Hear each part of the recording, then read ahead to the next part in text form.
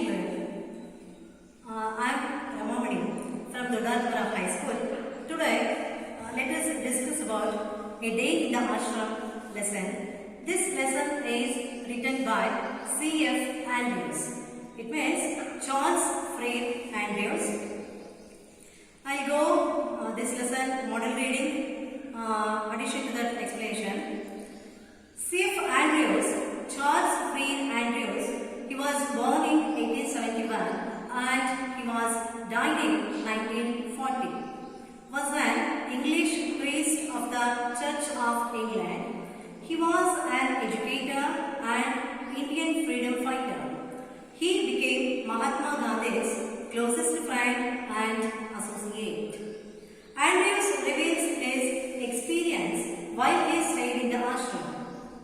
Shantiniketan was founded by Rabindranath Tagore. It is a school with a difference where students learn with great joy. Okay children, you all know about Charles Freire Andrews. He was a very good friend of Mahatma Gandhiji and he was associate with Mahatma Gandhiji in the freedom struggle also. He was born in 1871 and he was an English priest of the Church of England. And C.F. Andrews is also a good educator and Indian freedom fighter. In this lesson, the day in the ashram, in this lesson, we are going to see the C.F. Andrews' experiences he wants to share with all of you. He spent in day in the ashram in Shantiniketan, how he felt there. That's all he reveals in this lesson. Children, you all very well know that Shantiniketan was founded by Rabindranath Tagore and it is a school, it is a unique school, it is a school with difference where the students learn with great joy. The children here in this school, they will enjoy reading, writing and in the sports games also. Okay. Now children will proceed for the first paragraph. In this lesson, see some of the difficult words I have written here on the blackboard. The words as called as a glossary and the total gist of the lesson I made it into 5 points to be discussed in this lesson. We'll go together with the lesson only. So you observe the first paragraph children. Words cannot picture to you the beauty of Shantiniketan, our own poet and teacher, whom we call Gurudeva, has named it in his song, The Darling of Our Hearts, and it is worthy of the name. All who have visited the ashram, old and young alike, have felt its inner beauty growing more and more upon them. Yeah, children, in this first paragraph, we know about the external and the internal beauty of Shantiniketan. What do you mean by external? External means it's an outlook beauty. It means the Shantiniketan building and the playground and the trees and the nature of that premises. Okay, like that only. The internal beauty of Shantiniketan means where in that ground, how the teachers and students coordination and the lessons how they will taken, everything will be seen in this first paragraph. See, it means in the nature also, when we observe our nature, some of the things are like that we never be described by our words. Like that, see, Shantiniketan beauty is also never be expressed in words. Here, our own poet and teacher. For him, all the students will call him as a Gurudeva. Gurudeva is none other than Rabindranath Tagore, and he is a darling of all the students. It is worthy of the name also. All who have visited the ashram, wherever the parents, the students, whoever visited to the ashram, everybody felt that the ashram's beauty was internally and externally. It is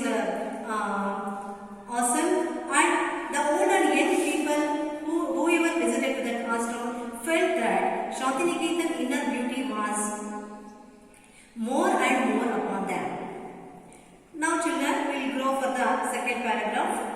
If I were to describe to you one day in the ashram with the boys, that would perhaps best bring home to you its inner beauty. Long before sunrise, like the birds in our own Amloki groves, where boys are awake. The choristers are the first to rise and they go round the ashram, singing their morning hymn. You can hear the voices in the distance, drawing nearer and nearer, and then the sound dies away. As the choir passes onto another point of the ashram, and then again it comes nearer and nearer. The beauty of the sound in the silent morning air and the sense of joy and reverence which it brings give peace to the soul. Yes, children, in the second paragraph we can see that the description of beauty is over about Shantiniketan. Here, who will be the person to first rise? We are discussing here. In the ashram, one day in the ashram what happened? The boys that would perhaps best bring home to you its inner beauty. The children are, which children they are staying in the ashram? When they will go to their houses, they will discuss the beauty of Shantiniketan. And in addition to that, here in the ashram, before sunrise only, like the birds, you all very well know that the birds will rise early in the morning and it will give a very beautiful music. We can hear nicely in the morning times. Like that, here in the Shantiniketan also, in the Amloki groves, under a mango tree, the birds' music will listen, all the children will listen, and after listening the music only, the boys will awake. But still, the choristers are the first to rise. Before the boys rise, the choristers are the first to rise. Here, children, we have to know the meaning of choristers word. What do you mean by choristers? Choristers means members who sing in the choir of a church. Members who sing in the choir of a church. Choir means group. Choir means group. A group of people that will sing the songs of a God in the church. That type of people in the Shantiniketan ashram, they will go around the ashram in the morning times and they will sing the hymns. The choristers are the first to rise and they go around the ashram singing their morning hymn. You can hear the voices in the distance. After that, they will all the choristers go around the ashram. In the beginning, the voices of their song hear loudly. After that, the choristers moved forward means the sound will reduced. Like this, they are explaining here. The beauty of the sound in that to be here, the St. Andrews wants to tell that in the morning times we can see the silence. In the silent morning air and the sense of joy we are going to get from this music, it is very awesome. Okay. Here one more word they have introduced to children, new word, that is called as reverence. Reverence means respect. In the silent times, when they hear the music, they will get respect towards that environment, children, and they will get peace to their soul. And when we came forward to the third paragraph, we'll understand that after an interval, each point takes his asan, his square of carpet, into the fields and sits down on it to meditate in his own place alone.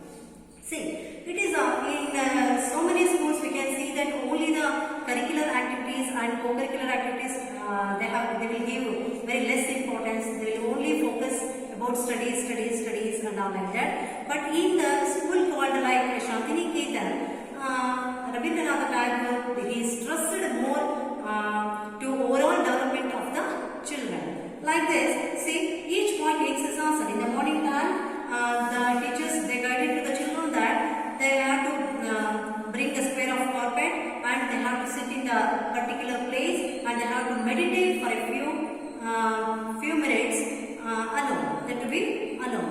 When we sit alone and we will do meditation means we will get some sort of enjoyment and we will get concentration towards education. So therefore they have implemented this thing.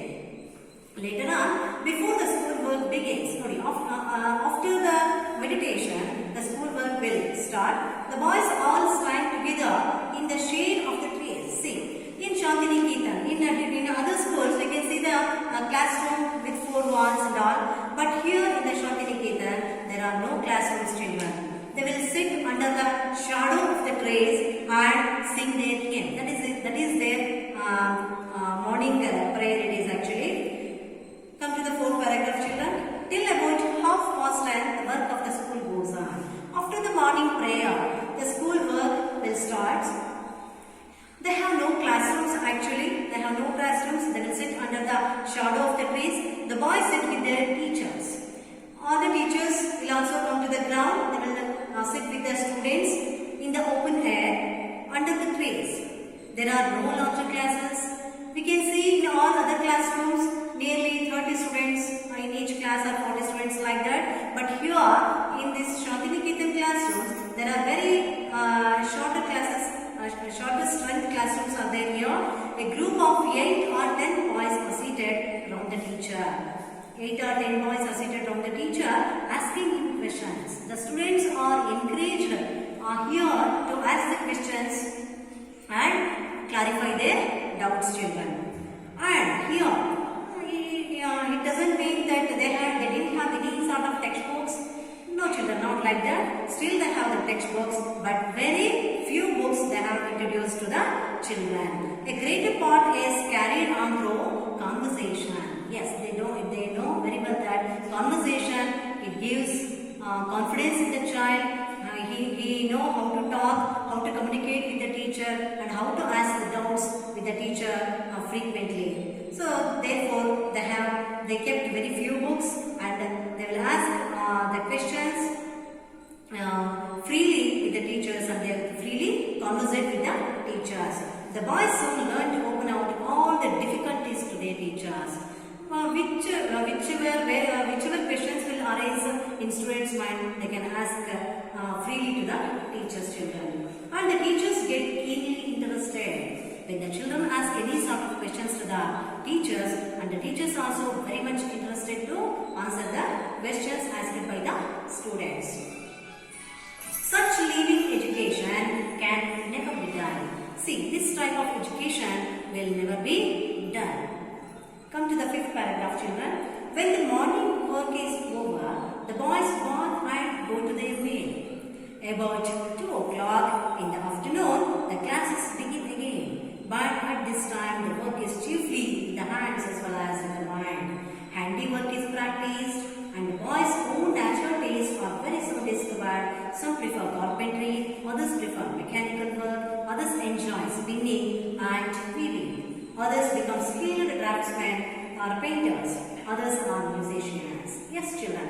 See, in the 5th paragraph, we can understand that. See, how afternoon sessions will be organized to the students. They are telling here that, see, in the afternoon, they are not having again the textbooks, and they are made the children to their interest to their work. See, in the afternoon, what they will do, the children will get bath in the afternoon, and they will, after a bath, they will finish their afternoon meal, and then exactly for 2 o'clock, they will come and sit in the classrooms.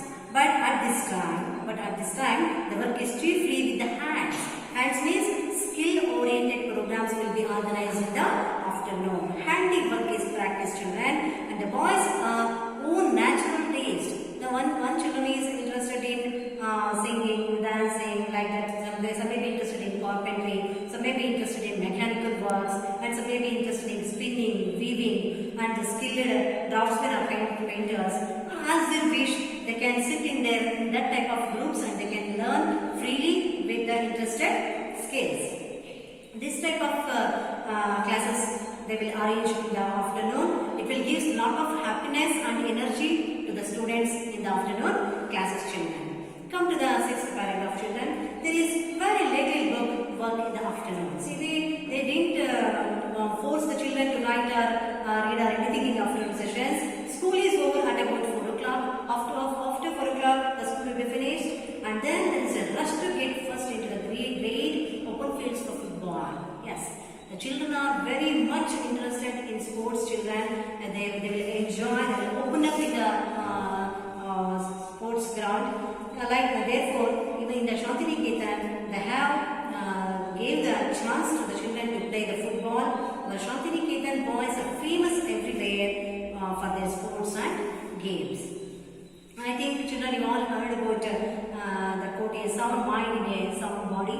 So physical fitness is very much important to the children, because in the childhood only we can grow physically as well as mentally well. Therefore, in the Shantiniketan school, they have gave much more importance to the sports and games. Come to the 7th paragraph, children. In the evening, at sunset, they return from the fields and sit down once more for a short time to meditate in silence. As well as in the how they will do morning meditation, like that in the evening also they will sit and do the meditation for a couple of minutes. Okay. Come to the 8th paragraph, children. As night comes, fairy tales are told, short dramas are recited, where Gurudeva's songs are sung, and different school gatherings are held. See, in the night timings also, the person is requires some enjoyment, some refreshment, some cultural activities. Therefore, the Shantiniketan, they have arranged in night times some dramas, some poems recitation, and some Gurudeva songs are also children will sing that songs, and the different, sometimes they will arrange different school gatherings also children. Come to the 9th paragraph. By 9 o'clock, all are glad to return to rest, and again the choristers go around the ashram singing their last evening hymn. There can be no question as to the happiness of the life of our boys. Their faces tell the story of their joy and their freedom. There is no freer life in India than the life of our children at Shantiniketan. See, in this paragraph we can understand that the school means excitement, happiness, enjoyment, and open up of the children, and all-round development of the children.